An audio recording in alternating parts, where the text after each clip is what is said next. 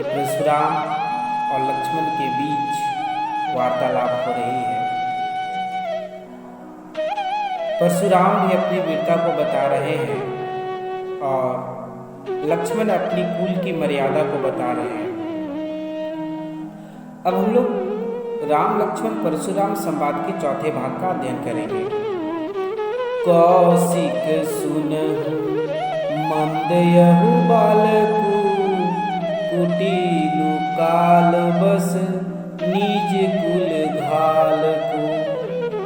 भानुवंश राकेश कलंकु, निपट निरंकुशु अबुधु असंकु।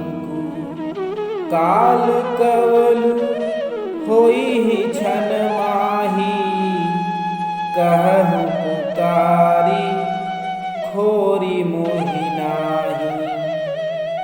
तुम हट कहु जऊ चहु उबारा, कही प्रताप बलरोसु हमारा।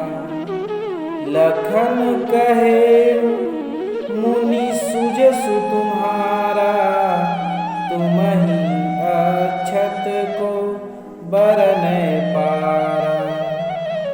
अपने मुँह तुम आप निकरनी, बार अनेक भांति बहुबरनी।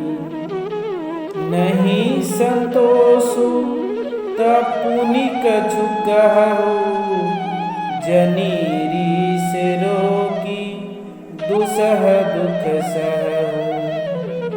वीरव्रती तुम धीर अछोभा, गारि देत न पावहु शोभा।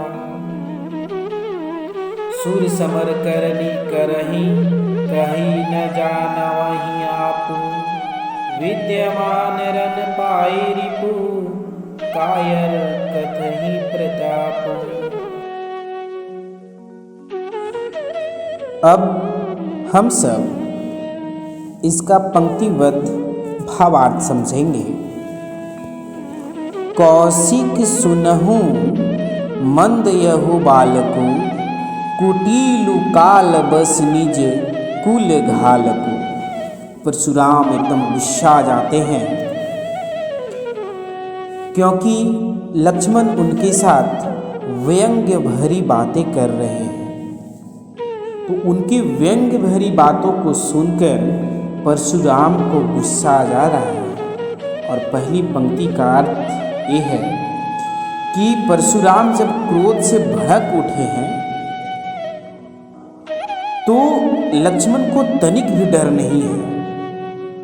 और परशुराम अब विश्वामित्र, कौशिक यहाँ बोला गया है विश्वामित्र को, विश्वामित्र से कहते हैं तुम्हारा यह जो शिष्य है मुझे मंद बुद्धि का लगता है। यह बालक अपने काल यानी कि मृत्यु के वश में होकर अपने ही कुल का नाश करने वाला है। कुल घालकु मतलब कुल का नाश करने वाला है। भानुवंश राकेश कलंकु, भानुवंश मतलब सूर्य के वंश का। जिस तरह सूर्य वंश का होने के बावजूद भी चंद्रमा कलंकित है, ठीक उसी प्रकार यह जो बालक है यह भी अपने महान कुल का कलंक साबित होगा। काल कवलु होई छन माही, कहूँ पुकारी खोरी मोहि नाही। यह निपट मूर्ख बालक एकदम निरंकुश है, अबोध है और अपने साथ घटने वाले किसी भी घटना के बारे में सचेत नहीं है।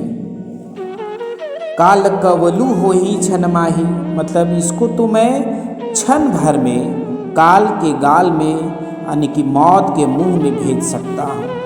कहूँ पुकारी खोरी मोहि नाही, अगर मैं इसको भेज दूं तो आप मुझे कोई दोष मत दीजिएगा।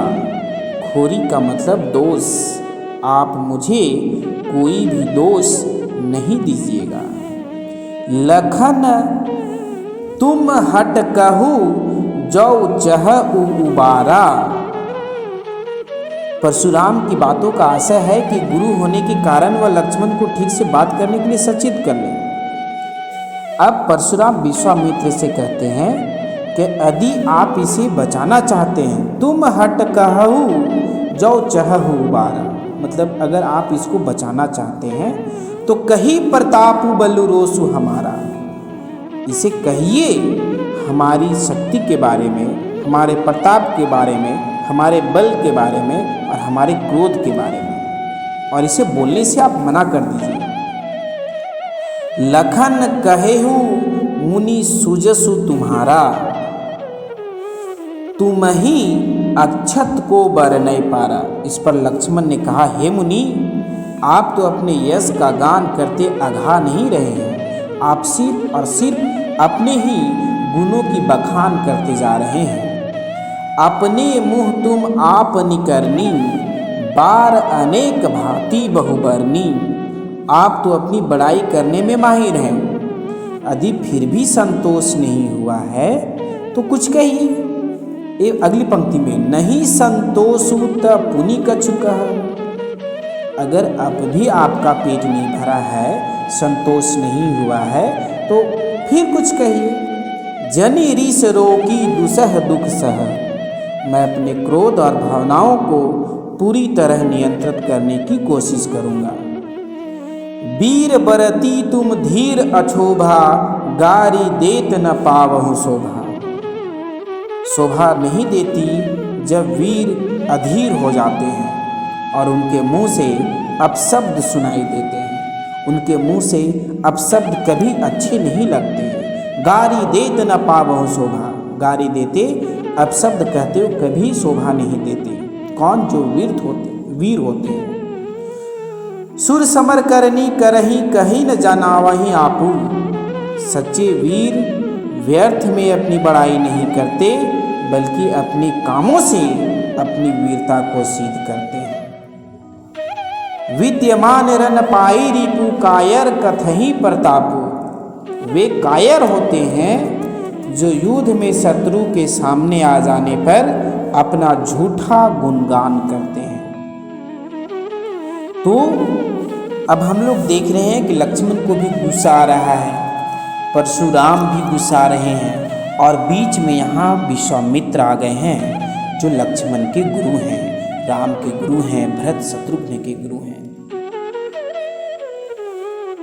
अब इसका अगर काव्य सौंदर्य लिखने आ जाए तो हम लोग लिखेंगे कि अपने गुरु का धनुष टूटने से क्रोधित परशुराम का लक्ष्मण के प्रति क्रोध और उद्गारों का स्वाभाविक चित्रण हुआ है।